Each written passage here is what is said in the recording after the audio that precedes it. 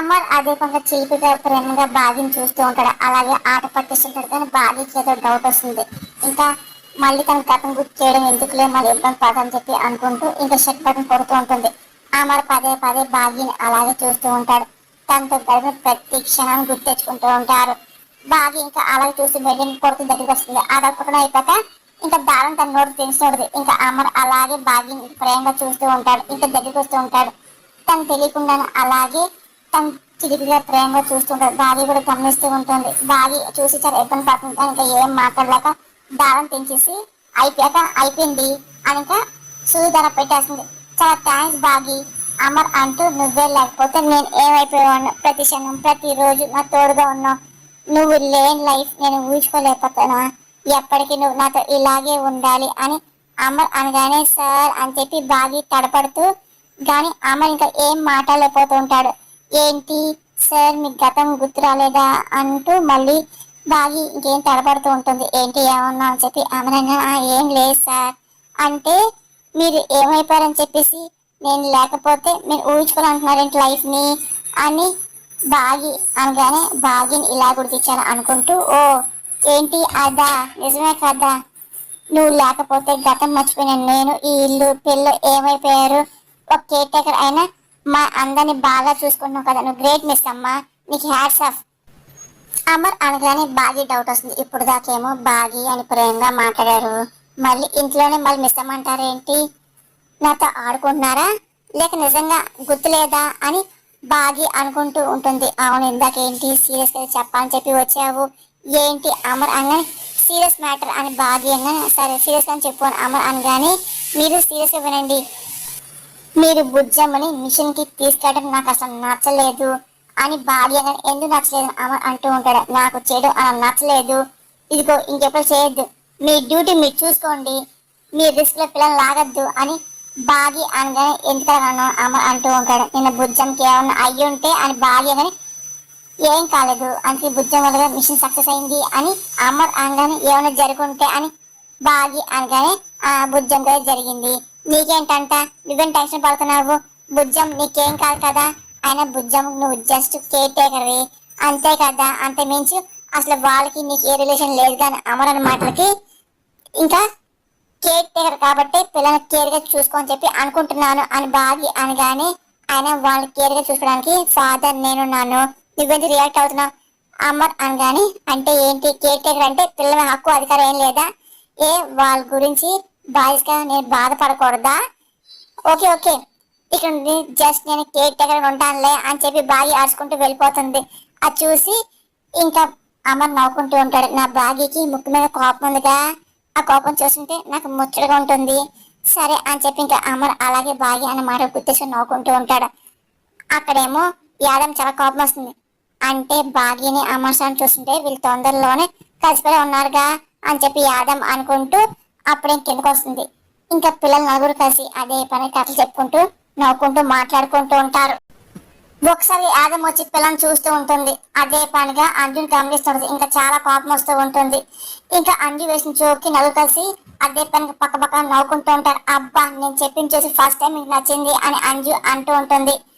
పగలబడి నవ్వుతున్నారుగా మీరు అని చెప్పి నాకు చాలా హ్యాపీగా ఉంది అని చెప్పి అంజు అన్న మాటలకి, నువ్వు ఇలాంటి జోక్ ఎప్పుడు చెప్పలేదుగా అంజు, నవ్విన కడుపునొప్పి వస్తుంది అని ఆనందంగానే, నీతో సెన్స్ ఆఫ్ హ్యూమర్ ఉందని తెలుసు కానీ ఇంట్లో నవ్విస్తా అనుకోలేదు ఆకాష్ అనగానే, ఇప్పుడేం చూసారులే ఇలా జోకులు చాలా ఉన్నాయి, గుట్టలు గుట్టలు ఉన్నాయి అని చెప్పి అంజు నవ్వుతాడుది.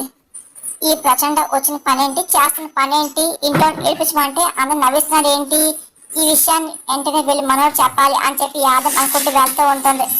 ఇంకా మనోడు ప్రశాంతంగా కూర్చొని ఇంకా జ్యూస్ తాగుతూ ఉంటుంది. అలాగే ఫ్రూట్స్ తింటుంటది. యాదమ్మ చూసి కోపం వస్తూ ఉంటుంది.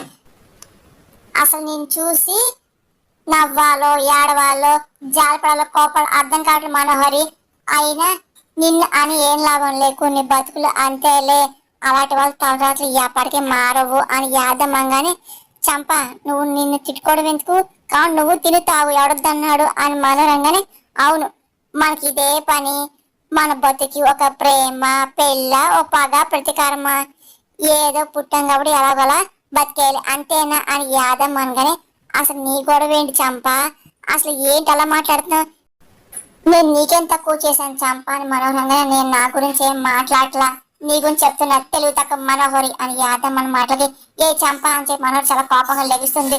ఇదిగో దాన్ని తిడుతున్నా అని మనోహరి అనగా తిట్టడం కాదు, నేను కొట్టాను నిన్ను. అసలు ఇంట్లో ఏం జరుగుతుంది నీకేం తెలుసా? ఒక పక్క గతం మర్చిపోయిన అమర్ సారు బాగి తన భార్య గుర్తొచ్చిన ప్రవర్తిస్తున్నాడు. ఇంకో పక్క అంజులో పరకాయ ప్రవేశం చేసిన ఆ ప్రచండ ఏమో వచ్చిన పని చూడకుండా ఆనంద్ ఆకాష్తో అష్టచమ్మ ఆడుకుంటున్నాడు. ఇక్కడ నువ్వేమో తిని నిద్రపోవడం పుట్టినట్టే ఉన్నావు. ఇలా తిని తాగి అడ్డంగా లావెక్కి కొలెస్ట్రాల్ పెరిగి గుండెపోటు వచ్చి చచ్చిపోతావు. ఇంతకు మించి ఇంకా ఏం జరగదు అని యాదమ్మ అనగానే లే చంప, ప్రచండ భుజం శక్తులు తీసుకొని దాన్ని దేనికి పనికి రాకుండా చెయ్యాలి. అమర్ గతం కూర్చో లోపల బాగిని బుజ్జమ్మని ఇంట్లోని పంపించేయాలి. నేను అమ్మని పెళ్లి చేసుకుని నా కళ నెరవేరాలి. మనోరి అనగానే ఈ కళ నెరవేరాలంటే ఇంట్లో ఏం చేస్తుందో చూడాలి. లేదనుకో అమ్మ సార్ మళ్ళీ బాగి రెండోసారి ప్రేమించి రెండోసారి పెళ్లి చేసుకుంటాడు. నువ్వు జీవితం పెళ్లి పడక లేకుండా ఇదిగో బ్రహ్మచారులు మిగిలిపోయి ఇదిగో ప్రభుత్వం ఇచ్చే పెన్షన్తో నువ్వు బతకాల్సి వస్తుంది. నీ మంచికో చెప్తున్నా, కొంచెం ఆలోచించు. అన్ని ప్రచండాన్ని ఏం చేయడు, నువ్వు కూడా కొన్ని చెయ్యాలి. అప్పుడు నీ కళ నెరవేరుతుంది. సారీ తిట్టినందుకు యాదమ్మ అనగానే ఇప్పుడు నేను ఏం చెయ్యాలి అని మనోహర్ అంటుంది. ఇంకా యాదమ్మ ఆలోచిస్తూ ఉంటుంది, మనోహర్ పక్కన నుండి ఆలోచిస్తూ ఉంటారు. భార్య ఏమో వంటగదిలోకి వెళ్ళి ఇంకా వంట చేస్తుంది. మిస్ అమ్మ అని చెప్పి అమ్మ పిలుస్తుంది కానీ భార్య చాలా కోపం వస్తుంది. వినిపించి కూడా కావాలని విన్నట్టు అలాగే వంటగదిలో ఉండి వంట చేసుకుంటూ ఉంటుంది. మిస్ అమ్మ అని చెప్పి అమ్మ పిలుస్తుంటారు కానీ భార్య ఏం పలకదు. పిలుస్తుంటే పలకవేండి మిస్ అమ్మ అని అమ్మలు అన్నా సరే భార్య ఏ మాత్రం చూసుకొని ఉల్లిపాయలు కోసుకుంటూ ఉంటుంది. అమ్మడు గమనిస్తూ ఉంటాడు. అడుగుతుంది నిన్నే వినపట్లేదా అని అమ్మర్ అన్నా సరే భాగ్య ఏం మాట్లాడు, ఒకసారి చేయి పట్టుకొని ఆపుతూ ఉంటాడు. భాగ్యం ఒకసారి చేసి నట్టేస్తూ ఉంటుంది. మళ్ళీ తను పని చేసుకుంటున్నది. ఏంటి మిస్ అమ్మ ఏమైంది అని అమర్ అని ఇంకా భాగ్య చేయి పట్టుకుంటూ ఉంటాడు. భాగ్య ఇంకా కోపం వస్తూ ఉంటుంది. రాతోడ్ రాతోడ్ రాతోడ్ అని చెప్పి భాగ్య పిలుస్తుంటది. కానీ అమ్మకి ఏమర్థం కాదు. భాగ్యని గమనిస్తుంటాడు. అప్పుడు ఇంకా రాత్రి వచ్చి ఏంటి మిస్ అమ్మ వస్తున్నా అంటూ లోపల రాగానే అమ్మని చూసి రాత్రి ఆగిపోతుంటాడు. ఇగో రాత్రి మీ సారికి చెప్పు, గో ఆయన ఏం కావాలి నిన్నే అడగాలి, నువ్వు నాకు చెప్పాలి అని చెప్పి భాగ్య అన్నమాటకి రాత్రి ఇబ్బంది పడుతుంటాడు. ఎందుకలా అమర్ అనగానే రాత్రి నవ్వుతూ ఉంటాడు. ఇదిగో ఆయన సార్ అసలు నాతో వచ్చి మాట్లాడడానికి సంబంధం లేదు, అర్థమవుతుందా, అర్థమైందా రాతోడు అని చెప్పేసి ఇంకా రాతో నతకని పెట్టే భాగ్య అరుస్తూ ఉంటుంది. ఇదిగో నాకు అర్థం కావాలని చెప్పి అమరంగానే అర్థం కాని నటించవలతో నేను మాట్లాడను అని చెప్పు రాతోడు మీ సార్కి అని చెప్పి ఇంక బాగా చిరా పడుతుంటది. కానీ రాత్రి సిచ్యువేషన్ అంతా అర్థమవుతుంది. తన నవ్వుకుంటూ ఉంటాడు. కానీ అమ్మకి ఏం చెప్పలేక అసలు ఏమైంది మిస్ అమ్మ, సార్ ఏమైనా అన్నారా రాతోడు అనగానే నేను కేక్ టేకను కదా, ఇంటి మీద ఇంటి మీద నాకు ఏ రైట్స్ లేదు, ఇక్కడ నాకు ఎలాంటి అధికారం లేదు, ఇగో మీకు పని చేసి పెట్టడం తప్ప నాకు ఇంకా ఏమీ లేదు, నాకు అంత మించి సంబంధం లేదు అని చెప్పి బాగా అరుస్తుంటది. ఏంటి మిస్ అమ్మ మీరు అంత మాట అన్నారా ఏంటి సార్ పాపం మిస్ అమ్మ ఫీల్ అవుతుంది, కూల్ చేయండి అని రాత్రి సైకిల్ చేస్తూ ఉంటాడు. ఇంకా అమ్మ అలాగే చూస్తూ ఉండి ఇంకా బాగా ఉడికించాలని చెప్పి అనుకుంటూ అవును ఆయన అనదని తప్పే ఉంది రాతోడు, ఆయన తనన్నమాటే కదా, తన కేర్ టేకర్ అని చెప్పేసి తనగా చెప్పింది, ఆయన కేర్ టేకర్కి రెస్పాన్సిబిలిటీస్ ఉంటాయి తప్ప ఆయన ఆయన రైట్స్ పవర్స్ ఏ ఉండవుగా అని అమ్మరు అనగానే బాగా ఇంకా కోపం వస్తుంటుంది. రాత్రి ఏమో సైకిల్ చేస్తూ ఉంటాడు. ఇంకా అమ్మరేమో కాలు ఉడికిస్తుంటాడు. అసలు నేను చెప్పాను మీరేం చేస్తున్నారు అని చెప్పి రాత్రి అనుకుంటూ ఆయన నాకు శాలరీ తీసిన ఒక ఎంప్లాయీ నన్ను ఎలిజిబుల్ రాతోడు అసలు టూ మచ్ రాతోడు అని చెప్పి అమ్మ మాటలకి ఇంకా బాగా ఇంకా కోపం వస్తూ ఉడుక్కుంటూ ఉంటుంది. అదేంటి అగ్గి మీద నీళ్ళు జల్లి ఆపమంటే ఈయనేంటి ఆజ్యం పోసి ఇంకా మంటను ఎక్కువ చేస్తారేంటినా అనుకుంటూ సార్ మీరు ఏం చేస్తున్నారు సార్ అని చెప్పి రాతాడు ఇబ్బందిగా అడుగుతూ ఉంటాడు. ఎందుకు రాతాడు ఆయన నేను బాస్ని నాకు రెస్పెక్ట్ ఇవ్వాలి కదా అని కదా అని చెప్పి బాగా చూసి అమర్ అంటూ ఉంటాడు. ఇంకా బాగా ఇంకా కోపం వస్తూ ఉంటుంది. ఆయన నన్ను కావాలనుకో నేను నిన్న అడగడం ఏంటి, నువ్వు తను చెప్పడం ఏంటి, ఆయన తనేంటి నీకు వచ్చి నాకు కావాల్సింది ఇవ్వడం ఏంటంట, ఇదేంటి రౌండ్ టేబుల్ ఎందుకు అమర్ అనగానే సార్ అది అని చెప్పి రాత్రి అంటూ ఉంటాడు. ఆయన శాలరీ తీసుకునేది పిల్లలను చూసుకునే కేర్ టేకర్ అంతర్కొంటా, ఆయన ఈ వంట గింట నేనేం చేయను, ఆయన పని మనిషి 50 మందిగా మీకు కావాలంటే తను చెప్పి చేయించుకోండి అని చెప్పి ఆయన నేను కేటేకర్ అని ఎప్పుడో అన్న మాటలు మీ సారి గుర్తొస్తున్నాయి. ఆయన చనిపోయిన అరుంధతి అక్క పిల్లలు గుర్తొచ్చారు. కానీ ఆయన నేను లవర్ని పెళ్లి చేసుకొని చెప్పేసి అనుకున్నా. అంజు మీ కూతురు కాదు రణవీకి ఇచ్చేద్దాం అన్న అబద్ధాలు ఆడిన మనవరు మాత్రం నమ్ముతారు. వాటి గురించి ఆవిడనేమి అడగరు అని చెప్పి భాగ్యంగా అబద్ధాలు ఉండి ఆయన ఇప్పుడు మనం అడగబోతున్నాను మిస్ అమ్మ అని చెప్పి అమర్ మాటలకి బాగా షాక్ అవుతుంది. అమర్ అమర్ అని చెప్పి మనోడు పిలుస్తుంటది. ఏంటి నాతో మాట్లాడినంటే రాతోడు చెప్పాడు ఏంటి అని మనోరంగా అవును అని చెప్పేసి అమర్ అంటూ బయటకు వెళ్తుంటాడు. ఏంటి మనతో మాటలు చెప్పి ఆయన అన్నారా ఏంటి అని బాగి అనగానే ఆ విషయం చెప్తాను సార్ మీదకి వచ్చారు. మీరు చేతిలో కత్తి పెట్టుకొని సార్ యుద్ధం ప్రకటించారు. రాత్రుడు అనగానే నేను ఎక్స్పెక్ట్ చేయలేదు కదా నాకేం తెలుసు అయినా అనవసరం నోరు పడుతున్నానని చెప్పి బాగి అనగానే ఇప్పుడు పశ్చాత్తాపం పడితే ఏం ప్రయోజనంలే అని చెప్పేసి రాత్రుడు అంటూ ఉంటారు. అమ్మాయి ఇంకా చాలా కోపంగా మనోహర్ దిగి వస్తూ ఉంటారు. ఇప్పుడు సార్ ప్రశ్నతో మనోహర్ చీల్చి చండాడతారుగా రండి చూద్దాం అని రాత్రి సరే అని చెప్పి బాగి రాత్రి వస్తూ ఉంటారు. ఏంటి చెప్పు అమర్ అని మనోహర్ రంగని ఎప్పుడు వస్తాను ఆగు అని చెప్పి ఇంకా అమర్ తన రూమ్కి వెళ్తూ ఉంటాడు. బాగి రాతోడు కూడా బయటకు వచ్చి చూస్తూ ఉంటారు. ఇదేంటి అని పైకి వెళ్తున్నారు అని చెప్పేసి అనుకుంటారు. యాదం కూడా వచ్చి అమ్మని చూస్తూ ఉంటుంది. ఏంటి మనోహరి ఏమైంది అని చెప్పేసి యాదం వచ్చి మనోహర్ పక్కన ఉంచుంటుంది. ఇదేంటి ఇప్పుడు అని చెప్పి అమర్ పైకి వెళ్ళాడు. అసలు అమ్మ నాతో ఏమనుకుంటున్నాడు మనోహరి అనగానే అలా సార్కి ఏం గుర్తొచ్చింది నాకేం తెలుసు మనోహరి సార్కి ఎప్పుడేం గుర్తొస్తుంది నాకే కాదు ఎవరు తెలియట్లా యాదం అనగానే కొంపదీసి అమ్మకి నా గురించి గతం గుర్తొచ్చిందంటావా మనోహర్ అనగానే ఆ ఛాన్స్ కూడా ఉంది మనోహరి నువ్వు కొడైకెనాల్ చేసిన అరుంధతి హత్య సార్ మీద హత్య ప్రయత్నం సార్ గుర్తొచ్చాయేమో నేను షూట్ చేసినప్పుడు గంపించుకుని వెళ్ళాడేమో అని చెప్పి యాదం అన్నమాట మనం భయపడిపోతూ ఉంటుంది. అబ్బా చంప అసలే టెన్షన్స్ వస్తాను నువ్వు ఇంకా భయపెట్టకో అని చెప్పి మనోరు అనగానే ఎందుకంటే మంచిది కొంచెం ఆ నోరు ఇదిగో కంట్రోల్ ఉండి ఆ డోర్ దగ్గరగా ఉండు పారిపోవడానికి వీలుగా ఉంటుంది అని యాదం సలహా ఇస్తుంది. ఇంకా మన టెన్షన్ పడుతుంది. చూసారా మిస్ అమ్మ కొడైకెనాల్ విషయం బయటపడని చెప్పేసి మనోరి ప్రాణాలు చేతిలో పెట్టుకుని భయపడుతుందా అని చెప్పి రాసంగానే ఆయనకు అసలు కొడైకెనాల్ యాక్షన్ ఏం జరగక ముందు అసలు ఏం గుర్తొస్తుంది దాని ప్రాణం అరచేతిలోనే కాదు అండమాన్ దీవుల్లో పెట్టుకున్న చావు మాత్రం ఖాయం అని ఇంకా బాగి అంటూ ఉంటుంది. ఈ రాతోడు బాగి కలిసి ఏదో పూర్పడం చేస్తాడు మన వెనకాల డౌట్ వన్ చంప అని మనోహరంగానే సారి కథ గుర్తొస్తే ఎవరు ఏం చెయ్యక్కర్లేదు అన్ని సారి చేస్తారు. యాదం అనగానే నువ్వు ధైర్యం చెప్పమంటే ఇంకా భయపడతావేంటి మనోహరి అనగానే జాగ్రత్త పడమంటున్నా మనోహరి అని యాదం అంటుంది. ఇంకా బాగి రాత దగ్గరికి వస్తూ ఉంటారు. మనోడిని టెన్షన్ తో అలాగే బాగిని రాతను చూస్తూ ఉంటుంది.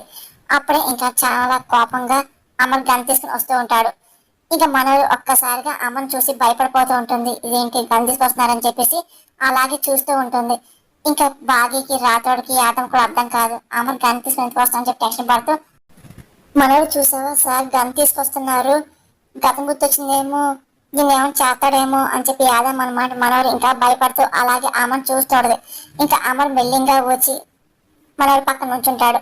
ఇంకా అలా గన్ చూస్తుంటాడు. ఏంటి నాతో ఏం మాట్లాడాలి అని మనోడు అనగానే నాకు కొన్ని క్వశ్చన్స్ ఉన్నాయి దానికి ఆన్సర్స్ కావాలి అని చెప్పి అమర్ అంటూ కోపం చూస్తుంటాడు.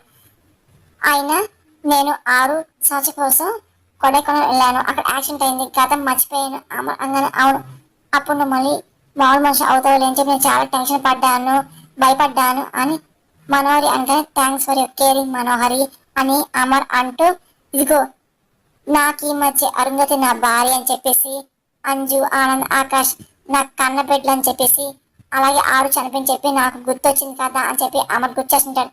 అది గుడ్ న్యూస్ నాకు చాలా హ్యాపీగా ఉంది నాకు రియల్లీ హ్యాపీగా ఉంది అని మనోహరి అనగానే నాకు మాత్రం ఒక డౌట్ ఉంది అమర్ అనగానే డౌటా ఎవరి మీద అని చెప్పి మనోహరి అనగానే నీ మీదే అని చెప్పి అమర్ అన్న మాటలకి మనోహరి షాక్ అవుతుంటది. బాగి రాత్రి ఆడటం వింటూ ఉంటారు. నా మీద నేనేం చేశాను అని అమర్ని అదే పనిగా మనోహరి అడుగుతూ ఉంటుంది. ఆయన గతం మర్చిపోయిన నాకు ఎవరు లేరని చెప్పేసి నా పిల్ల ఏంటి అయినా వాళ్ళని ఆశ తీసుకొచ్చానని చెప్పేసి అలాగే ఈ బాడీ కేటర్ అని చెప్పేసి అలాగే యాదమ్మ పన్మష్ అని చెప్పేసి రాతోడేమో డ్రైవర్ అని చెప్పి చెప్పావు కదా అని అమర్ అనగానే అవును 40 కరెక్టే కదా అని చెప్పి ఆయన ఈ బాడీ పిల్లని చూసుకొని కేటేకరే కదా అని రాతోని డ్రైవరు యాదమ్మ ఇంటి పని మనిషి అని మన మాటలకి ఇంకా మళ్ళీ అమర్ కోపం వస్తుంది. అంతేకాదు అయినా మన ఇద్దరు లవర్ అని చెప్పేసి మనం ప్రేమించుకున్నాం, పెళ్లి చేసుకోపోతున్నాం అని చెప్పేసి చెప్పావు కదా అని అమర మాటలకు మనం తలపడుతుంది. అయినా నాకు ఆల్రెడీ పెళ్ళి అయింది, పిల్లలు ఉన్నారు, మరి నాతో ఎందుకు అలా చెప్పావు అని చెప్పి అమ్మ నిలదీస్తూ ఉంటాడు. ఇంకా ఒక్కసారి మనోహర్ షాక్ అవుతూ ఉంటుంది. నువ్వు నా లవర్ ఏంటి, ఆయన మనం ప్రేమించుకోవడం ఏంటి, పెళ్లి చేసుకోవడం ఏంటి, చెప్పు మనోహరి ఏంటి అని చెప్పి అమ్మ నిలదీస్తూ ఉంటాడు. ఇంకా మన బయటపోతూ ఉంటుంది. నాతో ఎందుకు అలా అబద్ధం చెప్పావు అని అమ్మ నిలదీస్తూ ఉంటాడు.